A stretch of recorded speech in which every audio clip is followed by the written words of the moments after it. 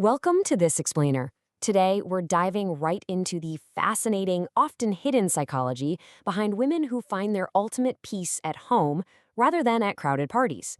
If you've ever felt totally out of place in a loud room or wondered why a quiet night in always sounds way better than the biggest social event of the year, well, this is exactly for you. Let's uncover the truth behind the power of staying in. You know, if you're the kind of person who'd pick a good book, a warm cup of tea, or just watching the rain over navigating a busy social scene, you've probably felt a little misunderstood by society at some point. You might have even caught yourself wondering if your preferences make you weird or somehow disconnected from everyone else. I mean, how many times have you been on the receiving end of those questions? Things like, why are you so quiet? Or why don't you go out? Or are you just lost in your own world? It's exhausting. Those constant, nagging questions from society can take a really heavy emotional toll. Over time, hearing that repeatedly makes so many quiet women doubt themselves, feeling like they're somehow flawed and need to completely change their fundamental nature just to fit in. Section 1. Psychology's view, science versus society. So let's look at the biology here, because it's actually fascinating. Science tells us that staying at home isn't about being weak or afraid of the world. It's often because these women literally possess a highly sensitive nervous system. This is a real neurological trait where the brain is exceptionally responsive to external stimuli. Loud noises, crowded environments, the constant buzz of social media, all of these things cause their mental energy to drain way faster than average. Think of it as a daily balancing act. On one hand, you've got external noise, that constant chatter and those endless social media notifications, and that actively drains their energy. But solitude?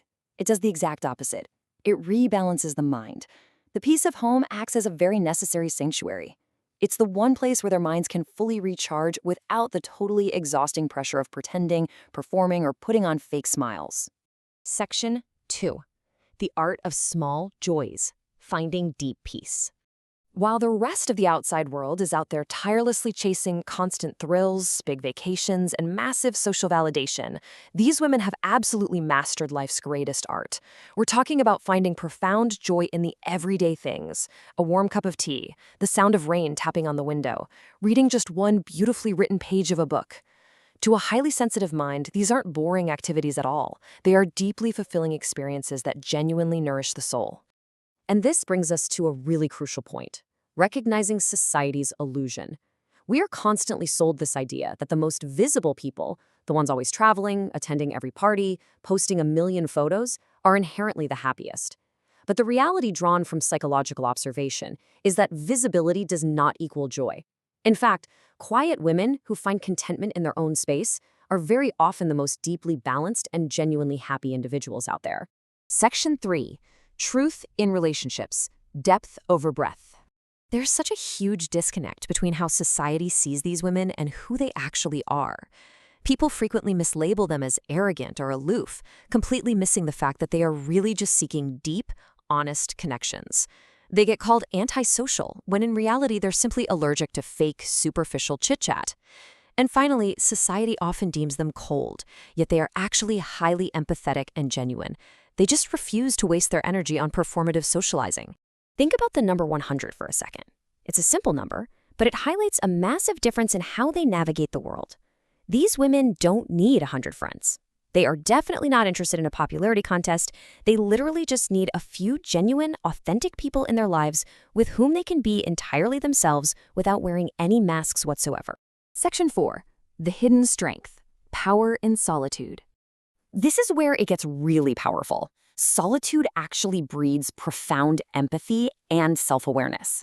Because they spend so much time alone, really sitting with their own thoughts, processing their feelings, and facing their own fears, they become incredibly gifted at understanding the deep complexities of the world and the people around them. In the real world, this is basically a superpower. They can quickly sense what someone is truly feeling. I mean, they can literally see the pain hiding right behind a fake smile long before anyone else in the room even notices. Because they are so observant and grounded, they naturally create this incredibly safe space, making them a human harbor where others just instinctively want to share their deepest secrets. But, this superpower is kinda a double-edged sword.